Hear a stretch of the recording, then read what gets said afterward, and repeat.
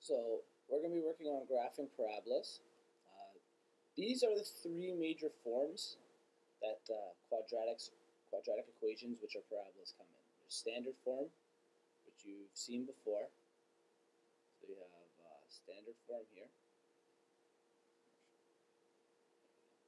So you have your standard form, vertex form, and then this is what we're working with these days.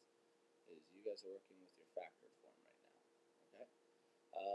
So what we're going to do is they've given us this question, and they told us the zeros. Do you know what the zeros are in a quadratic? Yeah, and they're also known, they have another name. So there's a quick Cartesian plane. Okay, so I just quickly drew up an XY axis.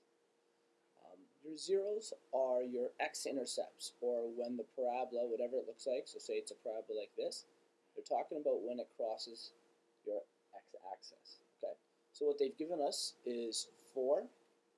So let's assume 4 is roughly here. 4 and 0. The other x-intercepts at -2 and 0. Okay, so we have two x-intercepts.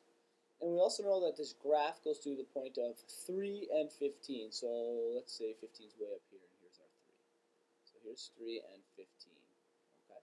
So we actually know, quite a bit about this parabola already by plotting these three, because we know the shape is always going to be like this. We know it's going to open downwards. Okay, because inside the 14 we got higher up. Okay, that's the idea. If we were higher up outside the 14, I would have had to have a parabola that opened upwards to reach that. But because this is inside the 14, so this is at inside the 4, we're going to have a parabola that comes downwards. So already that's going to tell me my A is going to be a negative A. Okay. Now I knew that from years of experience, but we'll prove it with all the numbers. So you use R and, use S and T, right? We're going to use R and S just because that's what the formula happens to be here. It's the exact same thing. Okay? And you're right, 4 and -2 are our R and our S. So actually what I'm going to do is, that's my R, and this is my S. The number 4 and the number -2. We're going to plug them into our equation. So Y is equal to A, X minus, my R is 4, so minus 4, X minus, my S is -2. Okay? Now what I'm going to do is I'm going to equate that a little, simplify. This is going to read just normally x minus 4, but this one's actually going to read x plus 2. Does that make sense to you? So if you look at it quickly, it ends up being our R and our S actually look like they're opposites inside the brackets, just because of the way this formula is set up where it has negatives in the brackets. Okay. Now from there, what we need to be doing is we need to solve for A. Okay. So I have 4, but I still have 3 variables left. I have my X, my Y, and my A variable. That's where this other point comes in handy. Because we know it's a point on the parabola, I know that's going to be an X and a Y value. Okay? That's an X and Y value on the parabola. So what that means is I can substitute those numbers in for my X and for my Y. So in this case, Y will be 15. So we'll have 15 is equal to A. And our X is going to be what?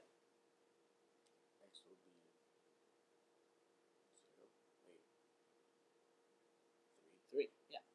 Wait, what? Go ahead. Okay. So again, because they told us that this is a specific coordinate, we're substituting that coordinate in. So x is 3 minus 4, and again we'll have 3 plus 2. Right? So now that I have that, there's only one variable left, A, and that's the key. We know we can solve algebraically as long as there's just one variable when we have one equation.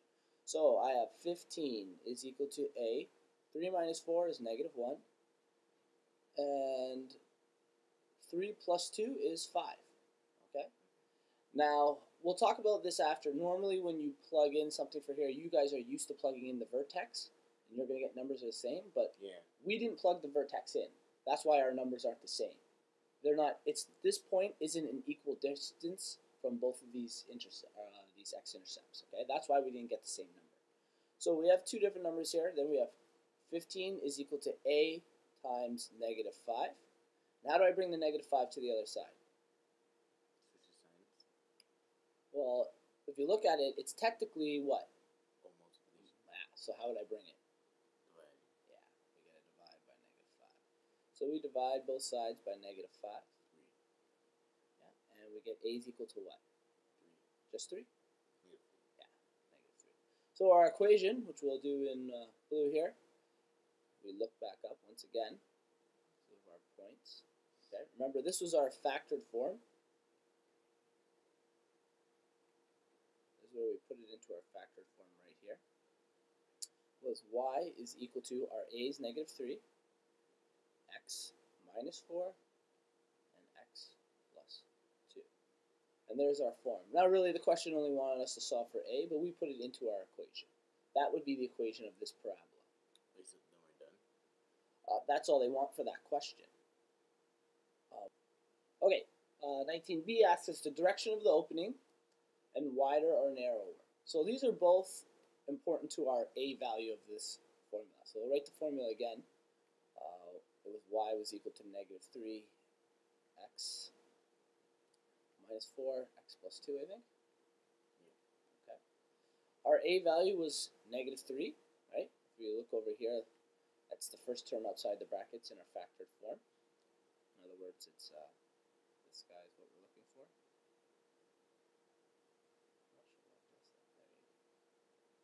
Looking for that a value there. So, since our a is first negative, which way is our parabola going to open? Be wider. No, sorry, narrow. Okay, but which direction will it open? Because a is -3. Yeah, that's what they're really looking for. They want to know which direction it goes, and because our a is negative, we know we have a parabola that's opening downwards. Wait, it's always narrow if it's smaller than narrow. So our absolute value of a is 3. So because it's 3, we're going to have a narrower parabola than normal, or narrower than our normal parent function, which is y equals x squared. Okay, so we know ours is going to be narrower because a is greater than 1.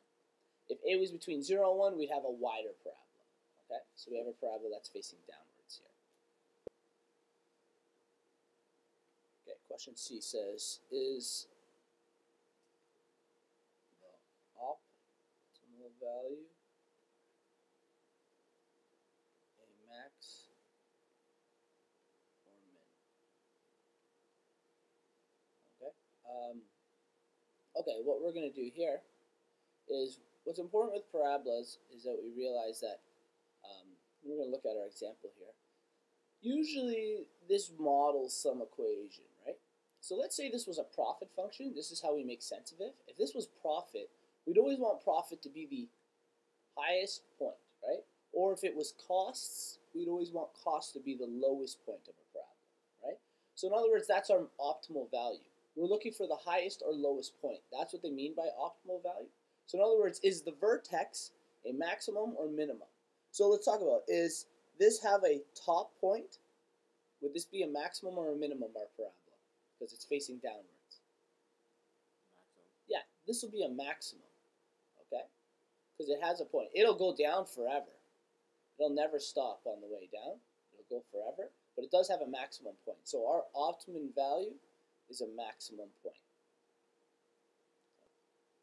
Okay, so we're looking for the axis of symmetry of this equation. So we'll rewrite the equation again. Y was equal to -3, x plus 4, no. It was x minus 4, wasn't it? X minus 4. Yeah. Plus 2. Plus 2. Okay. What we're going to do with this now is we have this equation. They need to know the axis of symmetry. If you look over here, we have our equation of the axis of symmetry, and I'm going to refer to axis of symmetry as AOS from now on. Okay, so AOS, axis of symmetry, is equal to R plus S divided by 2. Well, we remember our R and our S values.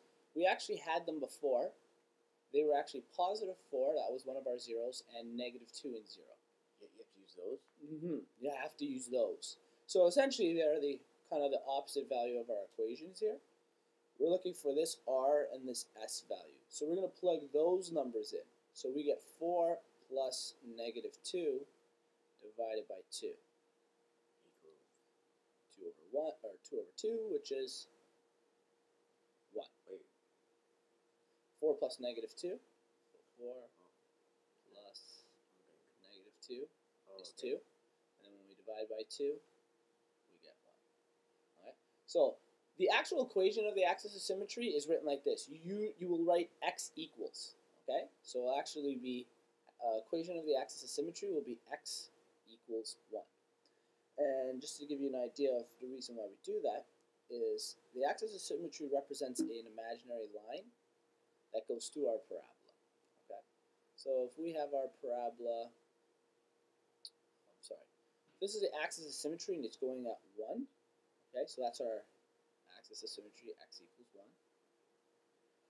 Our imaginary parabola that's heading downwards looks something like this. Okay, there it is. It goes right down the middle of the parabola, the axis of symmetry. In other words, it's going to cut right through the vertex. Okay. So again, what that means is here's our y and our x. This imaginary line.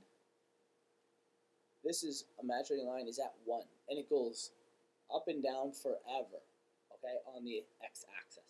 But it's supposed to be cutting a line right through the middle of our parabola, okay? So, next part of the question says to find an optimum value. Find.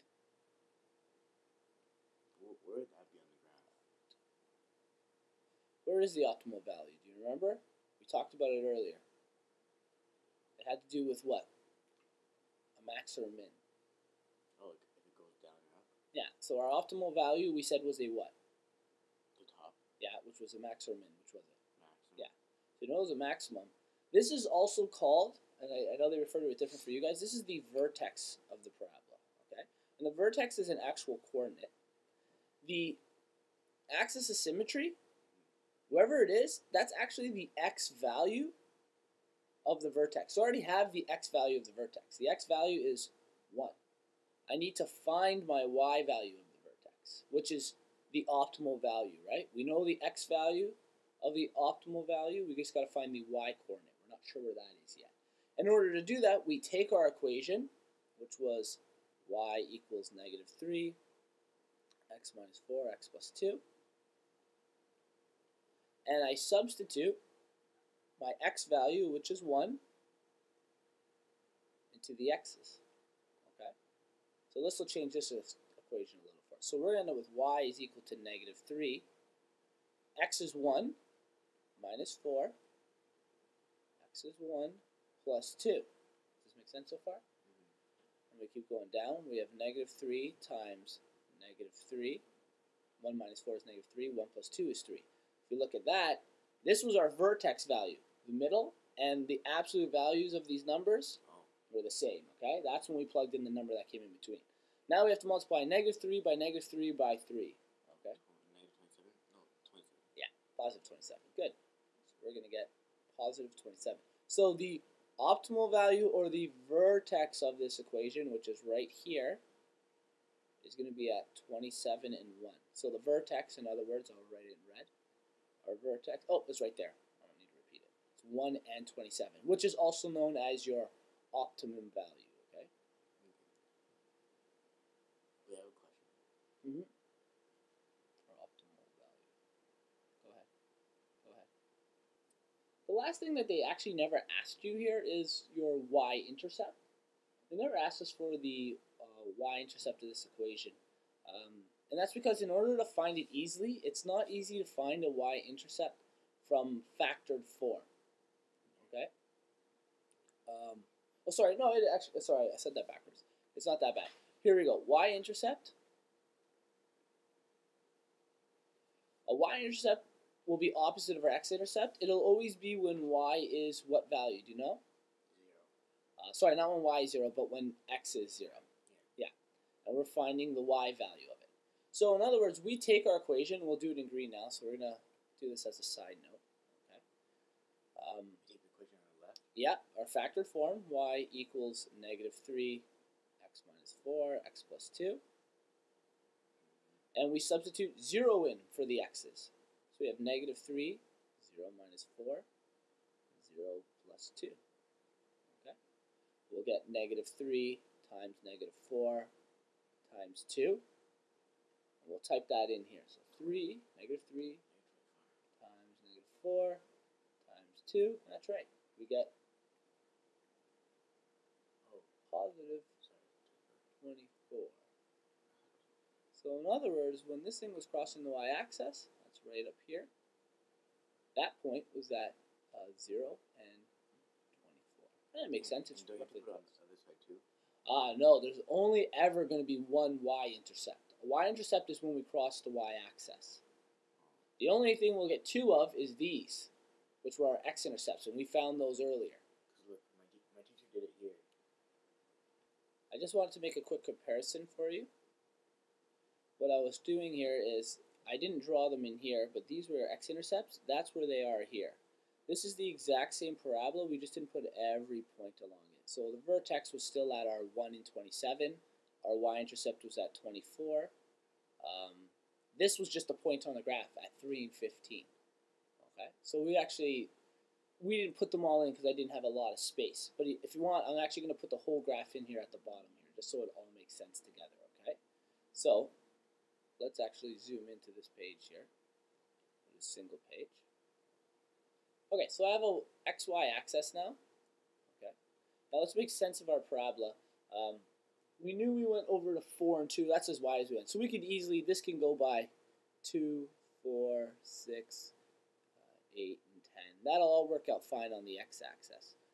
The problem is on the y-axis. What was our highest point? Do you remember what our vertex was at? Oh, for the same question? Yeah. 27? 27.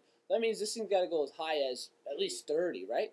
So in other words, there's 10 slots here. I'm going to go up by 3s. So 6, 9, 12, 18, 24, and 30. And we'll do the same scale on the way down.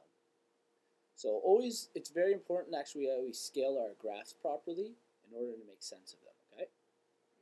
So let's put our points out. We had one x-intercept was at positive 4. So it was at 4 and 0. Another x-intercept was at negative 2 and 0. Our y-intercept, so that's when we're crossing our y-axis, was at what number? 1? No, sorry, that was the x. It was the last thing we found. It was at 24. 0 and 24. We knew there was a point at 3 and 15, which would actually be right here. We knew we had a point at 3 and 15. They told us that's really early on.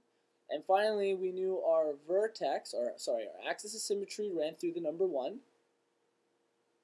So we had an axis of symmetry going straight there, right beside the y-axis. That's an imaginary line, okay? And with the axis of symmetry, we had our highest point, which was at 3 and 27. So our parabola roughly looked like this. That didn't work out very well. I'll draw it freehand. So our parabola looks something like this. Not perfectly drawn, but that's the idea to it. Okay, it went through all of those points. We had a lot of different points for this thing. Okay, so this is important. Right now we're in standard form. We actually need to get to our factored form. So this is like what we learned last chapter. We actually have to factor this in order to work for this. So first thing we need to do is when we're factoring, we find the GCF. We look for our greatest common factor. The greatest common factor, I know 2 will come out of each thing, right? So we're going to take the number 2 out of each of these and see how that does for us. In that case, we're going to get a common factor of 2 on the outside. 10x squared minus 13x minus 30. Right? Okay. Looking at it quickly, that is our greatest common factor. Now we got to actually factor. So this would be our a term right now, right? 2 will be our a term in our factored form. 2 is our a term. Now we actually have to factor the brackets. So I'm going to write the factors of 10. We have 1x, 10x, 2x, and 5x. Yeah, you remember this? 1 and 30, 2 and 15, 3 and 10, and 6 and 5. Lots of options. 3 and 10. And it's got to add up to negative 13x. It would be 3 and 10. 3 and 10, and then what are the other two going to be, though? Because we need to go from here. We do have to take our first term, so we do have to multiply. So let's think quickly through it. When we go through these with trial and error, something that's going to have a difference of 13.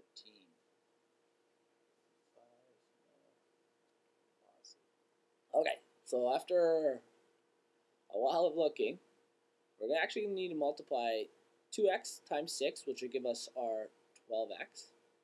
5x times 5 is going to give us 25x. Okay. In order to get 13, I need to subtract these two. Okay. If I have negative 25 plus 12, so in other words 25 negative plus 12 gives me my negative 13x. Okay.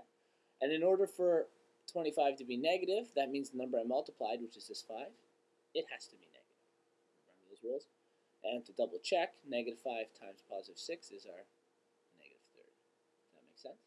All right, so now when we go to put it in our factor form, that took us a little bit. We bring down our a value, which is 2. Our first terms, 2x and 5x. Doesn't matter which one goes in which. It doesn't? Not for the first terms, but the second term is very important. So, what would go in the same bracket as the 2x? The 6. We multiplied it by the 6, so actually they go in opposite brackets. Okay? So the 5? Yeah. Because we multiplied 5x times negative 5, the negative 5 goes in the same bracket as the 2x. So we have negative 5. And because we multiplied Plus 6. 2 and positive 6, the 2 and the positive 6 have to go in opposite brackets. Okay, so this is going to be a long question, actually. So here's our factored form. We've done that. We put this in factored form. Usually the first thing you do now is you find your x-intercepts. Now, an x-intercept, remember this equation is set equal to y. All of our x-intercepts are going to have a y value of 0, right? And we're probably going to have 2 of them, so it's a parabola. All of our y values of x-intercepts will be 0. So in other words, what they're saying there is I actually need to set this equation's y equal to 0. Does this make sense so far? So I now have 0 is equal to 2, x minus 5, 5x plus 6. Okay. So we have that there. Now here's the trick. There are 3 terms technically. We have this 2 times this bracket times this bracket. So think of these as a term each. We know that they equal the number 0. In order to multiply numbers together and get 0, what does one of the numbers have to be? So in order to multiply a bunch of numbers together and actually get the number 0 as your answer, one of the numbers has to be what? 0. Yeah. So in other words, one of these brackets we know have to equal 0. We know 2 doesn't equal 0. So what we're going to do is we're going to isolate for the brackets. So let's say I divide this side by 2. If I divide this side by 2, it'll cancel out my 2's. But whatever I do to one side, I do to the other, right? So let's do 0 divided by 2. Do you know what it's going to be? Yeah, it's going to be 0. So essentially we just got rid of that 2, right? 0 is equal to 2x minus 5, 5x plus 6. Now what we do, this is a little trick here. One of these brackets has to equal 0, so we're going to split this equation. We're going to set each bracket equal to 0. So I have 0 is equal to 2x minus 5. And I also have 0 is equal to 5x plus 6. Now I'm going to get 2 answers. I have to get my 2 x-intercepts. I isolate x in each question. So I bring 5 to the other side, it becomes positive 5 equals 2x. Does that make sense? Yeah. And it ends up being 5 over 2. Oh, yeah. And that's S, right? Yeah, that's our R or S, either one, which is technically 2.5. Same with the other one. When I bring 6 over, I get negative 6 equals 5x. I get negative 6 over 5 equals x. Our value of negative 6 divided by 5. There we go. Yeah, negative 1.2. Negative 1.2. So what those both are those are x-intercepts. One of them is at 2.5 and 0. and the other is at negative 1.2 and 0. Okay, so we have our two x-intercepts. That's okay to start. Now what I need to do, and let's also remember what our, so we have our two x-intercepts, or our zeros, and we have our equation. There's a couple things we need to find. In the question, they want us to state the y-intercept. So to find a y-intercept, we know that our x value will be 0, and we have to find the y value. So in other words, we're going to plug the number 0 in for all the x's in the equation, and we're going to solve for our y. So this is to solve for a y-intercept. So y is equal to 2. 2 times 0 minus 5. 5 times 0 plus 6. We get 2 times negative 5, because 2 times 0 is 0. And 5 times 0 times 6. Remember, we didn't multiply a vertex, that's why the absolute value of these is not the same. We didn't plug in a vertex. We're at negative 30 times 2 is negative 60. That makes sense? So, yeah, that exact number. A great way to refer to it is if we look back. So would it always be that? When we're in standard form, if you think about it quickly, when you go to standard form and you plug 0 in for the two x's, 0 is just going to make that 0 and that 0. So your constant in standard form will be your y-intercept every time.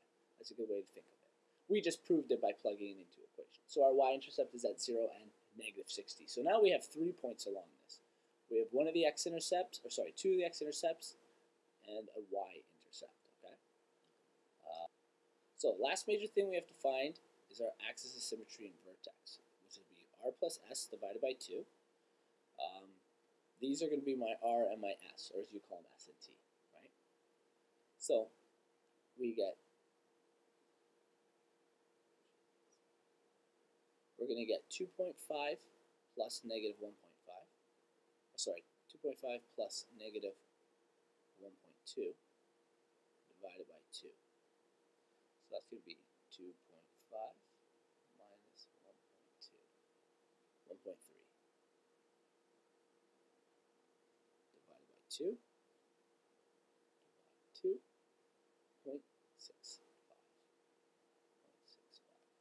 So the equation of the axis of symmetry is x is equal to 0.5. That's also the x value of our vertex. Okay? So the x value of the vertex is 0.65. We just need to find the y value. So we're going to plug this into our factored form. Okay?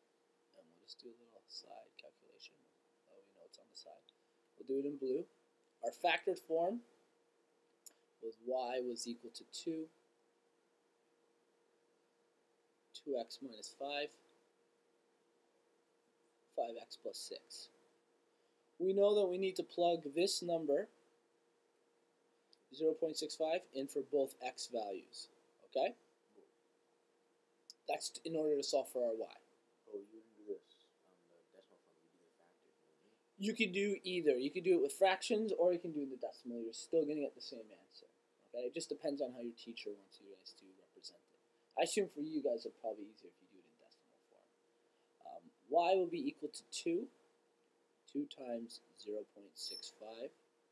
minus 5. And 5 times 0.65 plus 6. Alright? I know it's a little crowded. 2 times that, so that's 0.65 times 2 equals, and I'm just going to subtract 5, so do it all in one shot, negative 3.7. So that's what that bracket is. We solved the bracket to get negative 3.7. And our other one, we had 5 times 0.65 plus 6, 9.25. So we got 9.25. Last thing we have to find, in order of vertex, we have to multiply these together. So 9.25 times negative 3.7 times 2. And here is your vertex or optimal value. That would go into here. I'm just going to rewrite it at the bottom. Our optimal value, our vertex is 0.65 as our x, and our y is negative 68.5. we would just plot all those points.